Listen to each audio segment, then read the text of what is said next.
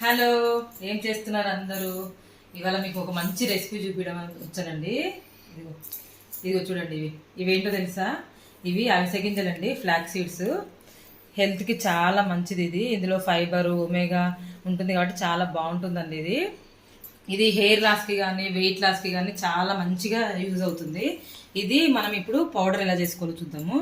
ముందుగా కొద్దిగా flax seeds తీసుకొని డ్రై రోస్ట్ చేసుకోవాలి. సిమ్లో పెట్టి మంచిగా డ్రై రోస్ట్ చేయండి.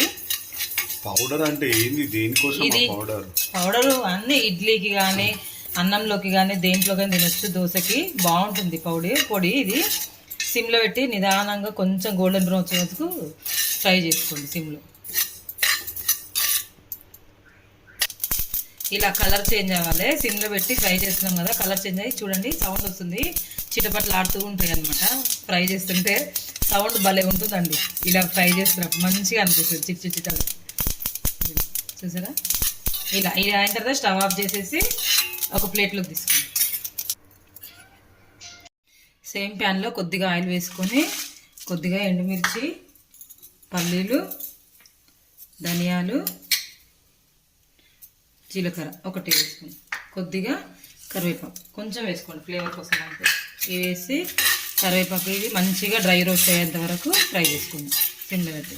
ఇలాంటివి ఏదైనా ఫ్రై చేసేటప్పుడు ప్యాన్ మందంగా ఉండదు చూసుకోండి. అలా ఉంటేనే బాగుంటుంది, మంచిగా రోస్ట్ అవుతుంది.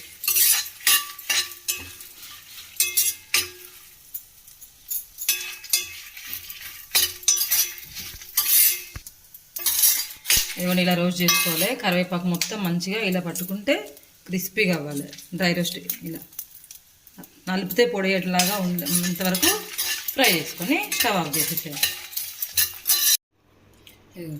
మిక్సీలో చల్లగా అయిన తర్వాత మిక్సీలో జార్లో వేసి సరిపడినంత ఉప్పు వేసి ముందుగా ఇది మిక్సీ పట్టాలి కొంచెం బరక.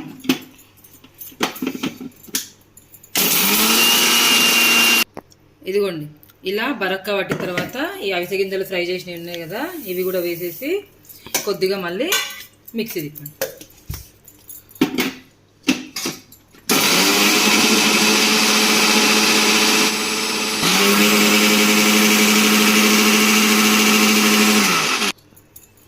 ఇదిగో ఇలా మెత్తగా గ్రైండ్ చేసిన తర్వాత కొద్దిగా వెల్లుల్లిపాయలు, ఒక 7-8 వెల్లుల్లిపాయలు పొట్టి తీసి పెట్టుకున్నానండి. లావుగా ఉన్నాయని 7-8 వేసాను. చిన్నగా ఉంటే ఇంకొన్ని వేసుకోండి, ఫ్లేవర్ బాగుంటుంది. కానీ ఇదిగోండి రెడీ అయిపోయిందండి అవిసె గింజల పొడి. ఇది అన్నంలోకి కానీ వేడివేడిగా టిఫిన్లోకి, ఇడ్లీకి కానీ, దోశలోకి కానీ దేనికైనా తినొచ్చు. చాలా బాగుంటుంది టేస్ట్. ఇది హెల్త్ కూడా చాలా మంచిదండి. ఇందులో ఒమేగా ఉంటుంది, ఫైబర్ ఉంటుంది. కాబట్టి ఒమేగా అనేది దేంట్లో ఎక్కువగా ఉండదన్నమాట, దీంట్లోనే ఉంటుంది. కాబట్టి ఇది వెయిట్ లాస్కి కానీ హెయిర్ గ్రోత్కి కానీ చాలా మంచిగా పనిచేస్తుందండి. మీరు కూడా తప్పకుండా ట్రై చేయండి ఇంట్లో.